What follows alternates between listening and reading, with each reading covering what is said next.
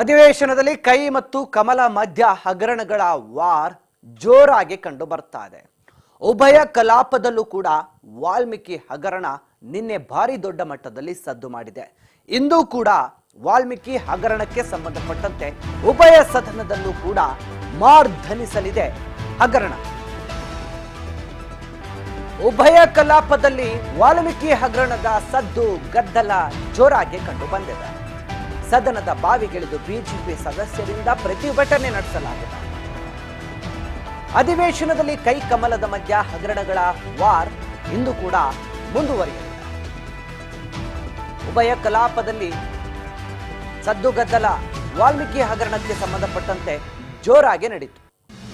ಸದನದ ಬಾವಿಗಿಳಿದಿದ್ರು ಬಿಜೆಪಿ ಸದಸ್ಯರು. ಸದನದ ಬಾವಿಗಿಳಿದು ಪ್ರತಿಭಟನೆಯನ್ನ ನಡೆಸಿದ್ರು.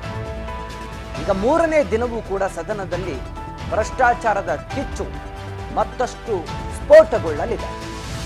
ಕೈ ಕಮಲದ ಮಧ್ಯೆ ನಡೀತಕ್ಕಂಥ ಹಗರಣದ ವಾರ್ ಇವತ್ತು ಕೂಡ ಉಭಯ ಕಲಾಪಗಳಲ್ಲೂ ಮತ್ತೆ ಚರ್ಚೆಗೆ ಮುನ್ನೆಲೆಗೆ ಬರುವ ಎಲ್ಲ ಲಕ್ಷಣಗಳು ಗೋಚರಿಸ್ತಾ ಇದೆ. ಸದನದ ಬಾವಿಗಿಳಿದು ಬಿಜೆಪಿ ಸದಸ್ಯರಿಂದ ಪ್ರತಿಭಟನೆಯ ಕಿಚ್ಚು ಹೊತ್ತಲಿದೆ. ಮತ್ತಷ್ಟು ರಂಗು ಪಡೆದುಕೊಳ್ಳಲಿದೆ ಇವತ್ತು ಪ್ರತಿಭಟನೆಯ ಕಾವು. ನಿನ್ನೆ ಮೊನ್ನೆ 2 ದಿನನೂ ಇದೇ ಆಯಿತು. ಇವತ್ತು ಇದೇ ಆಗತ್ತೆ, ನಾಳೆನೂ ಇದೇ ಆಗತ್ತೆ. ಯಾಕೆಂದರೆ ಈಗಾಗಲೇ ನಾಳೆ ಪ್ರತಿಭಟನೆ ನಡೆಸೋದಕ್ಕೆ ಪ್ಲಾನನ್ನು ಮಾಡಿಕೊಳ್ಳಲಾಗಿದೆ. ಅದು ವಿಧಾನಸೌಧಕ್ಕೆ ಮುತ್ತಿಗೆ ಹಾಕಬೇಕು ಅಂತ ಪ್ರಯತ್ನ ಮಾಡ್ತಾ ಇರೋದು ನೋಡ್ತಾ ಇದ್ದೀರಿ. ದೃಶ್ಯಗಳಲ್ಲಿ ನಿನ್ನೆ ನಡೆದಂತಹ ಕಾರ್ಯಕಲಾಪದಲ್ಲಿ ಪೋಸ್ಟರ್ಗಳ ಪ್ರದರ್ಶನ ಮೂಲಕ ವಾರ್ ನಡೆಯಿತು. ಆಡಳಿತ ಪಕ್ಷದ ಕೆಲ ನಾಯಕರು ಒಂದಷ್ಟು ಪೋಸ್ಟರ್ಗಳನ್ನು ಇಟ್ಕೊಂಡ್ರು. ವಿರೋಧ ಪಕ್ಷದ ನಾಯಕರುಗಳು ಒಂದಷ್ಟು ಪೋಸ್ಟರ್ಗಳನ್ನು ಇಟ್ಕೊಂಡ್ರು. ಸಾಕಷ್ಟು ದೊಡ್ಡ ಮಟ್ಟದಲ್ಲಿ ಆಡಳಿತ ಮತ್ತು ವಿರೋಧ ಪಕ್ಷಗಳ ನಡುವೆ ಜಿದ್ದಿನ ಕಾಳಗ ನಡೀತಾ ಇದೆ.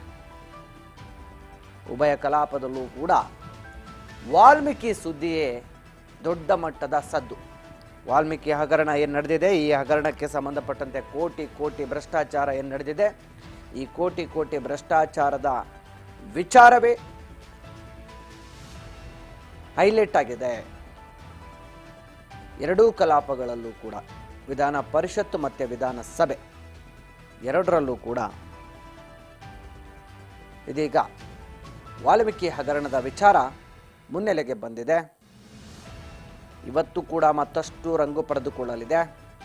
3 ದಿನ ಆಯಿತು ಸದನ ಆರಂಭ ಆಗಿ. ಸದನದಲ್ಲಿ ಚರ್ಚೆ ಆಗ್ತಾ ಇರೋದು ಇದೇ ವಿಚಾರ.